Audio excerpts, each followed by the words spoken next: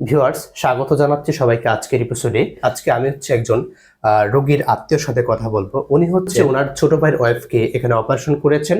এখন ওনার কাছ থেকে আমরা কিছু তথ্য আপনাদের সাথে শেয়ার করব। আশা করি আপনারা মনোযোগ দিয়ে শুনবেন।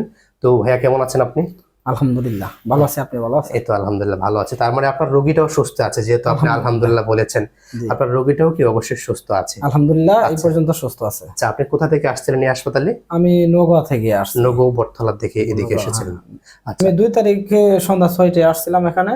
আসার পরে প্রাথমিকভাবে আমাদের চিন্তাধারাটা ছিল যে আমরা যেটা শুনছি মা ফাতিমা ক্লিনিকে নরমালি সর্বোচ্চ নরমালটাকে গুরুত্ব দেওয়া হয়। নরমালটাকে গুরুত্ব দেওয়া হয় এবং সর্বোচ্চ ট্রাই করা হয় নরমালের জন্য।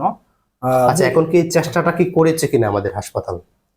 হ্যাঁ, আমি 2 তারিখে সন্ধ্যা 6টায় ঢুকছিলাম। তো পরে আমি প্রায় 24 ঘন্টা ওয়েট মানে নরমালের জন্য, তার মানে 24 ঘন্টা চেষ্টা করা হয়েছে। 24 ঘন্টা মানে সর্বোচ্চটা এই হাসপাতাল চেষ্টা করছে নরমালের জন্য। হ্যাঁ। এটা আপনি জানেন যে এটা বিধাতার লেখন বা বিধাতার খেলা বলা যেতে পারে। যদি নরমাল না হয় তাহলে কিন্তু কখনো হাসপাতাল কর্তৃপক্ষ বা কোনো ডাক্তার কিন্তু নরমাল করাবে না, নরমাল করাতে পারবে না। এটা ডাক্তারদের দ্বারা কিন্তু এটা সম্ভব না। এটা আল্লাহর কাছে দোয়া চাইতে হয়। আল্লাহ যদি চায় তাহলেই কিন্তু নরমাল করানো সম্ভব। তবে চেষ্টাটা তো করেছে। হ্যাঁ, এটা আমি বলবো যে না, কর্তৃপক্ষ সর্বোচ্চ চেষ্টাটাই করছে। আচ্ছা, এটাই কর্তৃপক্ষ যথাযথ চেষ্টা করেছে। আচ্ছা, এখন আপনার রোগীর কি অবস্থা বা কি পজিশনে আছে? এখন আলহামদুলিল্লাহ মা ছেলে দুজনেই ভালো আছে। মা ছেলে দুজনেই সুস্থ আছে। আর একটা প্রশ্ন করতে চাই, এই হাসপাতালের যে পরিবেশ, এটা কেমন লেগেছে আপনার কাছে? না, হাসপাতালের পরিবেশ আসলে সুন্দর, মনোরম সুন্দর একটা পরিবেশ। এই যে নার্স যারা ছিল, এই নার্সদের সেবাটা আপনি কেমন পেলেন?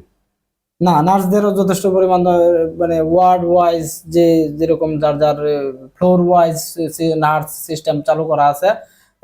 এক একটা ফ্লোরের মধ্যে যে কয়জন নার্স থাকার কথা বা সিস্টার থাকার কথা সবাই ছিল এবং পর্যায়ক্রমে এরা রোগীর সেবা যতটুকু মানে যতটুকু করা ততটুকু তারা করেছে।